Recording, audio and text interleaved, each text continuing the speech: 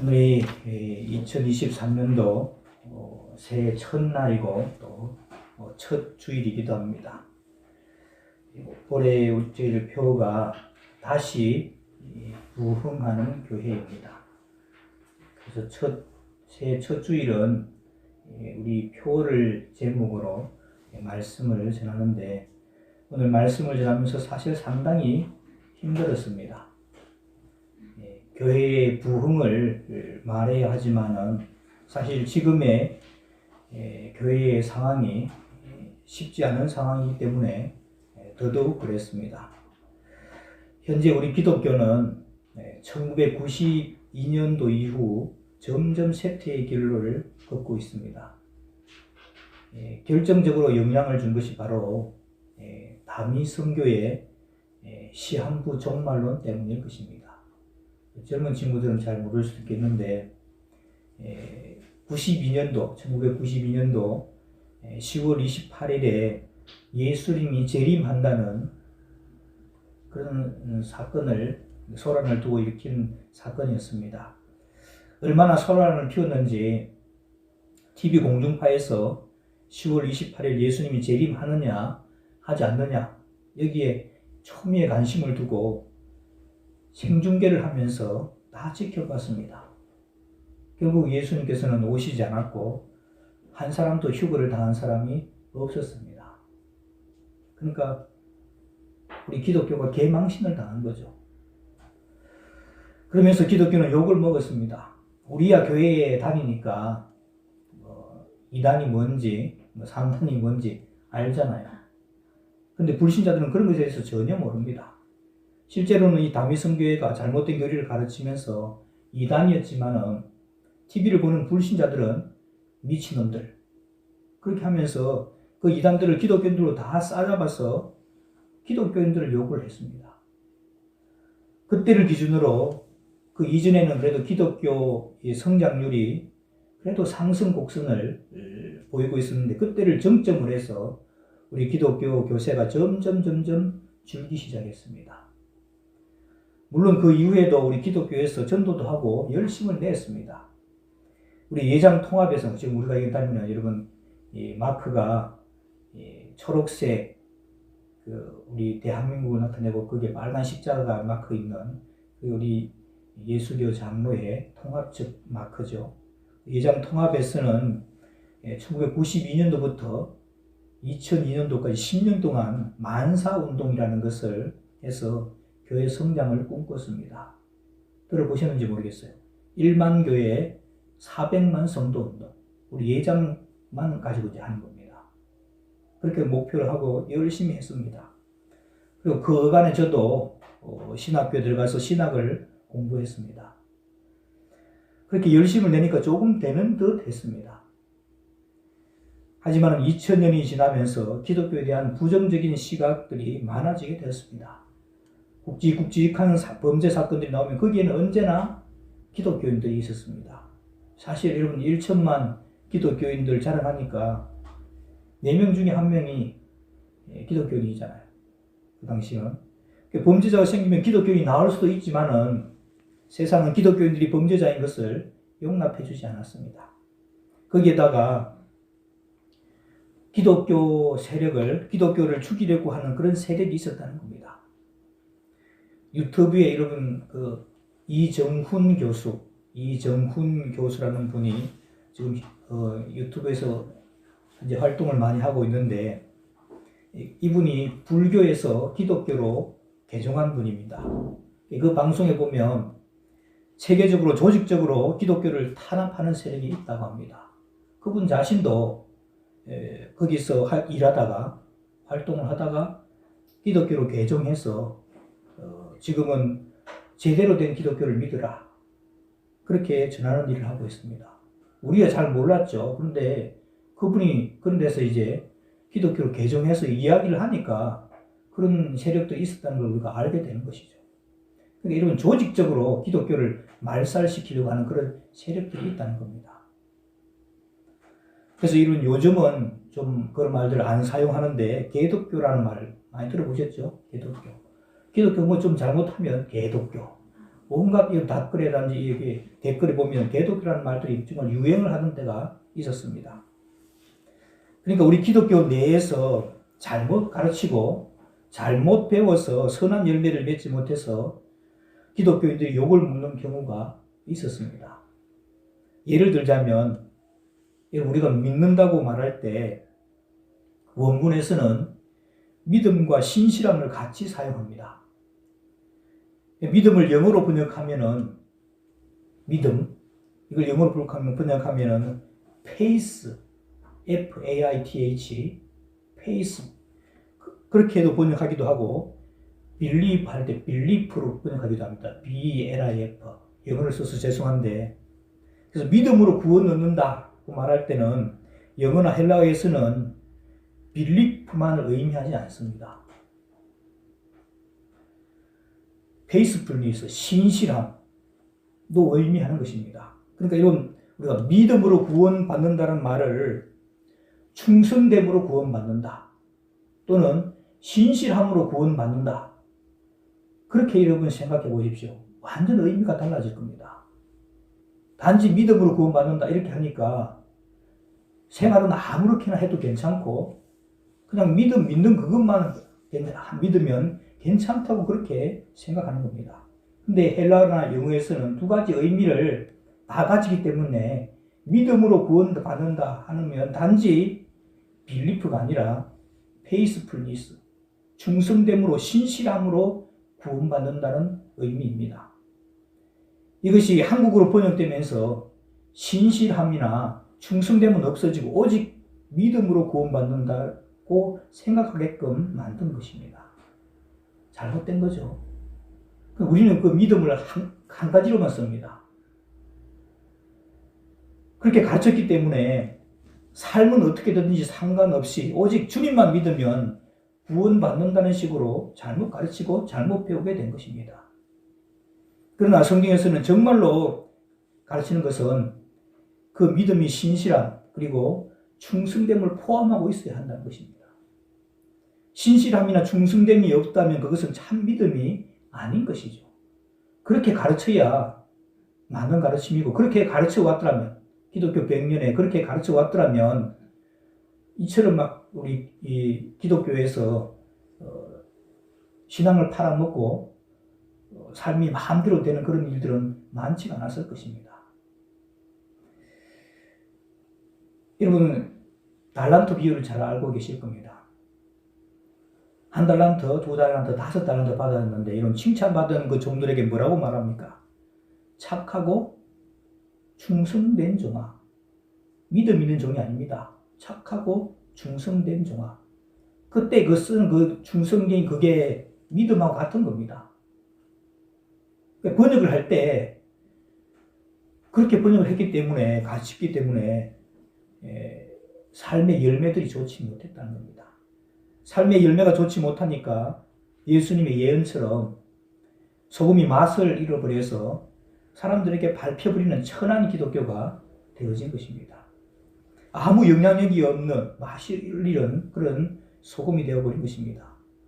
또 한 가지는 의도적으로 조직적으로 우리 기독교를 탄압하고 죽이려고 하는 그런 세력이 있어서 그 공작에 넘어가서 지금의 모습으로 되어왔다고 할 수가 있을 것입니다. 사실 그런 조직은 반드시 있을 것으로 생각됩니다. 사탄이 있다면 그런 조직을 왜 안 만들겠어요? 그런 체계적으로 그런 지능적으로 기독교를 없애려고 하는 그런 조직을 당연히 만들겠죠. 우리가 정신을 바짝 차리고 있어야 됩니다. 잘못하다가는 이 세상 문화에 휩쓸려서 하나님이 기뻐하시지 않는 그런 모습으로 살아갈 수 있다는 것입니다. 그런 이유 때문에 많이 어려운 데다가 이 코로나라는 폭탄이 전 세계와 한국에 터지면서 우리 한국의 기독교는 그야말로 직격탄을 맞게 되었습니다. 어제 말씀드린 것처럼 우리 기독교는 모여야 되는 거잖아요. 교회, 가르칠 교자를 쓰고 모일 회자를 쓰는 겁니다. 가르치는 모임, 가르치는 사람이 있으면 배우는 사람도 있겠죠. 모임이 있어야 되는데, 그래야 교회가 되는데 코로나 때문에 모일 수가 없었습니다. 거의 1년 동안 제대로 모이지 못하고 한동안 모이질 못하니까 교회가 모이지 않는 그런 문화에 점점 익숙해지고 거기에 젖어들었다는 것이죠. 통계에 의하면 코로나 이후에 한국 교회에 50% 교인 감소를 경험했다고 합니다. 그리고 소그룹은 78%가 줄어들었고 재신자 등록도 80%가 급감했다고 합니다. 전도, 선교 사역도 65%가 줄어들었다고 합니다. 그래서 참 이 시대를 생각하면서 저는 예레미야와 하박국 시대가 생각이 났습니다. 사실 어제 제가 밤샜어요.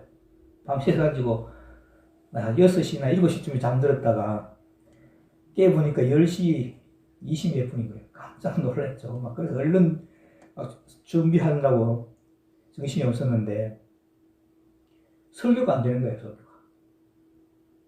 설교가 준비가 안 돼요. 그래서 예레미야와 하박국이 얼마나 답답했을까 하는 생각들을 하게 됐습니다. 예레미야와 하박국은 바벨론 사람들이 쳐들어와서 유다 나라가 침탈을 당한 것을 눈으로 목도한 사람들입니다. 예레미야는 완전히 멸망해버린 그 나라 예루살렘 거리를 거니면서 슬픈 노래를 지어서 불렀죠. 그것이 여러분 우리가 아는 예레미야 애가입니다. 망해버린 나라를 그 거리를 거닐면서 슬픈 노래를 지은 것이 그게 바로 예레미야 애가죠. 여러분 하박국도 노래합니다. 여러분 주보 사이에 간지 보면 성경책 말씀이 있습니다. 하박국 3장 16절에서 18절 말씀. 하박국 3장 16절에서 18절 말씀. 우리 한 절씩 교독해 보겠습니다.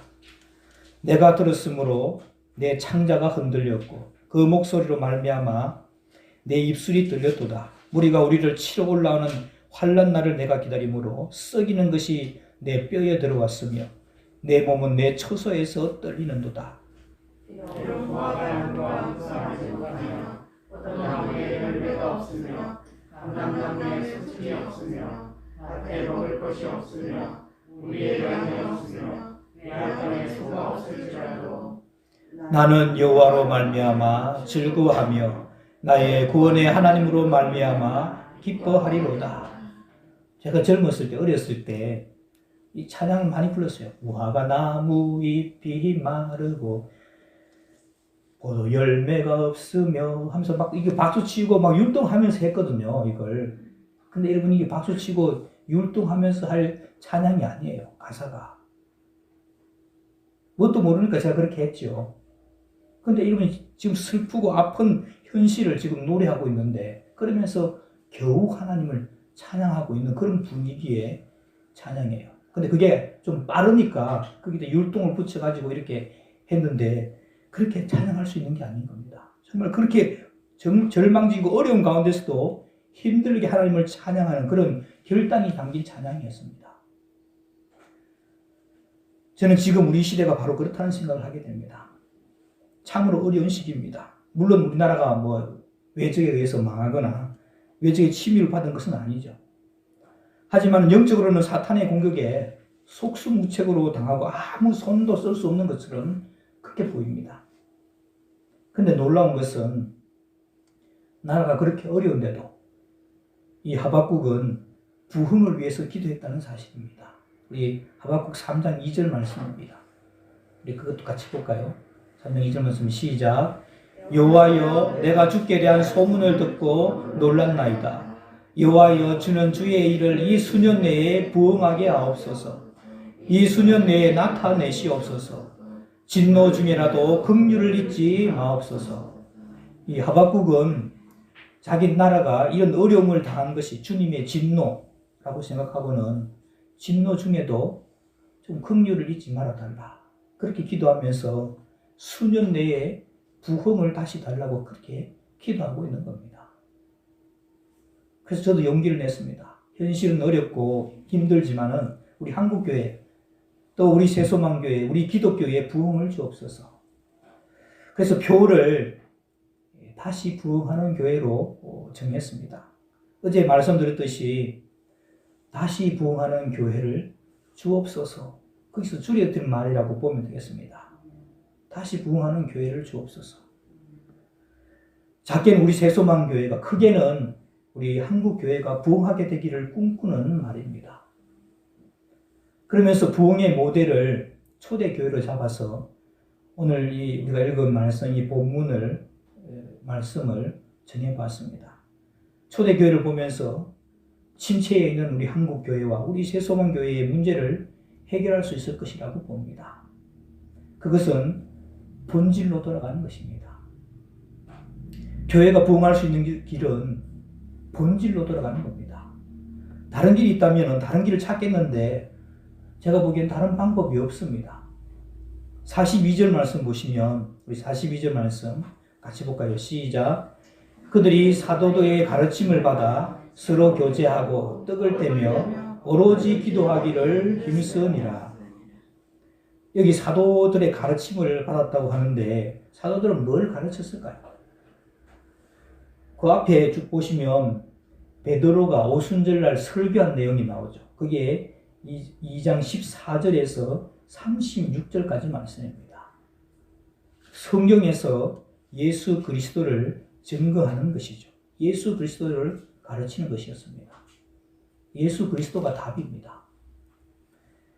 그렇게 제대로 된 말씀을 가르쳤을 때 사람들의 반응이 나타나죠. 우리 성경 말씀 바로 보이니까 2장 37절 말씀 보겠습니다. 2장 37절 말씀 다 같이 볼까요? 시작. 그들이 이 말을 듣고 마음에 질려 베드로와 다른 사도들에게 물어 이르되 형제들아 우리가 어찌할꼬 하거늘. 그러니까 구약에 있는 사건들을 쭉 이야기하면서 너희가 이렇게 해서 구약에 이렇게 말씀하셨는데 너희가 죽인 예수가 바로 이분이다 하면서 이야기를 딱 하니까 이 예수님을 죽였던 사람들이 우리가 그럼 어떻게 해야 되겠냐, 우리가 어찌할꼬 하면서 지금 걱정을 하고 있는 것이죠. 그랬더니 베드로가 아주 친절하게 설명합니다. 그게 38절, 39절 말씀이죠. 38절, 39절 한 절씩 우리 교독하고 있습니다. 베드로가 이르되 너희가 회개하여 각각 예수 그리스도의 이름으로 세례를 받고 죄 사함을 받으라. 그리하면 성령의 선물을 받으리니 이 약속은 너희와 너희 자녀와 모든 먼 사람 곧 주의 하나님의 얼마든지 부르시는 저에게 하실 것이라. 네, 여기 말씀에 보면 예수 회개해서 각각 예수 그리스도의 이름으로 세례를 받고 죄 사함을 받으라. 그리하면 성령의 선물을 받을 것이다. 그리고 이것은 그 당시에 베드로 당시에 있었던 사람들에게만 해당되는 것이 아니고 이 약속은 너희와 너희 자녀와 모든 먼데 사람 곧 주 우리 하나님이 얼마든지 부르시는 자들에게 다 하신 것이라는 겁니다. 그럼 저와 여러분들에게 포함돼야 안 돼요? 포함되는 겁니다. 저와 여러분들도 여기 포함되는 거예요. 우리가 어떻게 하면 구원을 얻을 수 있을까? 예수 그리스도 회개해서 예수 그리스도의 이름으로 세례를 받고 죄사함을 받으라는 겁니다. 그렇게 되면 우리 속에 성령이 충만하게 됩니다. 성령을 충만하게 받게 된다. 그리고 42절 말씀을 보면은 사도들의 가르침을 받은 것 외에 서로 교제했다는 겁니다. 함께 교제하는 것은 서로에게 힘을 주는 것이죠. 세겹줄은 잘 끊어지지 않듯이 성도가 성도들에게 가족들보다 더 진한 사랑을 베풀어 줄 수가 있습니다. 그리고 46절에는 날마다 마음을 같이 하라고 말씀하고 있습니다. 어제 우리가 사무엘상 우리 7장에 보는 말씀에 의하면 온 백성들의 마음이 하나님께로 향하였다는 겁니다. 마음이 하나가 되어서 하나님께로 향하였다. 하나님을 사모했다는 겁니다. 이게 여러분 쉽지 않다고 그랬죠. 사도행전에 이렇게 보면 이 마음을 같이 했다는 겁니다. 이렇게가 이건 쉽지가 않은 겁니다. 부흥을 하나님께서 주고 싶어도 성도들의 마음이 하나님께로 한 마음으로 되어 있지 않으면 부흥이 이 땅에 오지 않는다는 겁니다. 그래서 마음을 같이 하고 한 마음 한 뜻이 되는 것, 이게 굉장히 중요한 것입니다. 그래야만 하나님께서 역사하실 수가 있는 것이죠. 그리고 마지막으로 세 번째가 기도하기를 힘썼다는 것입니다. 이것은 하나님의 교제가 지속되게 하는 것입니다. 예수님께서 본을 보여주신 그것이 바로 기도였죠. 예수님 능력도 많으신 분이고 하나님의 아들이신데도 친히 기도의 본을 보여주셨습니다. 시간 날 때마다 새벽마다 가서서 기도하셨습니다. 십자가를 앞두고도 여러분 기도하셨죠. 그걸 제자들이 다 보게 한 겁니다. 그 제자들이 다 보고 나서 그 제자들도 똑같이 한 겁니다. 이번 3장, 그 옆에 있으니까 3장 1절 말씀과 같이 한번 볼까요? 시작. 제9시 기도 시간에 베드로와 요한이 성전에 올라갔어요. 제9시라는 것은 오후 3시를 말하죠. 오후 3시, 제9시 기도 시간에. 이런 거 누구한테 배웠을까요? 예수님한테 다 배운 겁니다. 시간을 정해놓고 기도하는 거, 이거. 그래서 우리가 왜 기도합니까? 성령 충만을 위해서 기도하는 겁니다. 그래서 38절 말씀과 베드로가 말한 그 말씀 보면 예수 그리스도를 믿으면 성령을 선물로 받게 되는데 그분을 모시고 함께 교제하는 것, 그것이 바로 기도라고 할 수가 있습니다. 그 기도가 성령 충만을 유지하는 비결이 되는 겁니다. 그랬더니 그 결과로 나타나는 것이 여러분 43절에서 47절 말씀입니다. 결국은 하나님을 찬양하고 온 백성에게 칭송을 받게 되니까 주께서 구원받는 사람을 더하여 주셨다고 기록하고 있습니다. 부흥은 단지 교인 숫자가 교인 한 사람 한 사람이 늘어나는 그것만을 의미하지 않습니다. 하나님을 제대로 믿고 삶 가운데서 아름다운 열매가 맺혀지는 걸 말합니다. 이런 부흥이 일어났던 곳, 우리나라로 하자면 1907년 또는 웨일스 그 운동이라든지 1800년대 나타났던 그런 부흥에 보면은 범죄 세수가 막 훨씬 줄어드는 겁니다. 부흥이 일어날 때 영적인 각성들이 일어나고 범죄 횟수가 줄어들어요. 그냥 사람 수만 많이 예수 믿게 된 게 아니라 더 거룩해지고 더 하나님을 찾으라는 것입니다. 그러기 위해서는 오늘 우리가 해야 할 일이 말씀 충만을 받는 겁니다. 말씀이 충만해지니까 그 말씀에 찔림도 받게 되고 그래서 회개하지 않을 사람들도 회개할 수 있는 겁니다. 그래서 말씀 충만이 바로 성령 충만으로 가는 지름길입니다. 말씀 충만은 성령 충만을 이루게 하고 또 성령 충만을 계속 유지하기 위해서는 성도들과 한 마음으로 교제하면서 기도 충만을 계속하는 것입니다.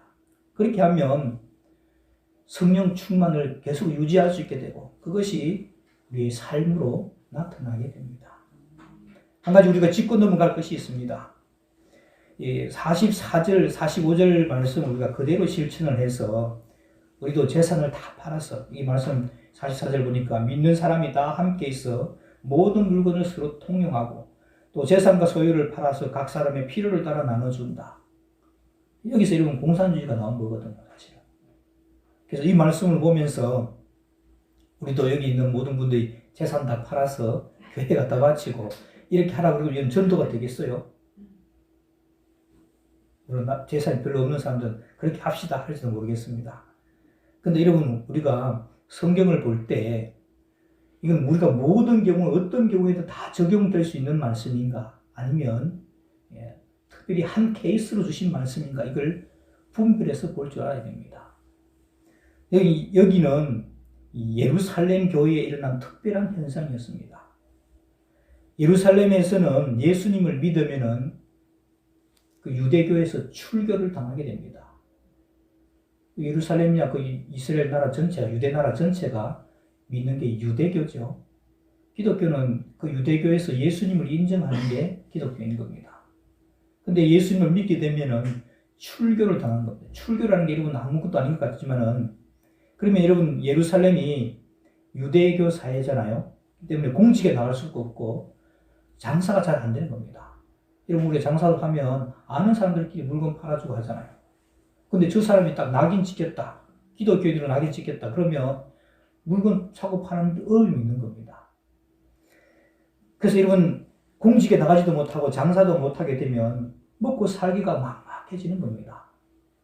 그리스도인들이 여러분 안 먹고 살 수가 있습니까? 그리스도인들도 역시 먹고 살아야 했기 때문에 먼저 예수 믿은 사람들이 좀 능력 있는 사람들이 자기 재산을 팔아서 그 돈을 가지고 사도들 앞에 갖다 두면 사도들이 그걸 가지고 이제 양식을 사서 필요에 따라서 나눠주는 겁니다. 이게 이런 초대교회의 이런 서로 물건을 나누고 통용하는 배경이 된 겁니다. 그 배경 완전히 무시해버리고 우리도 재산 공동체를 한다.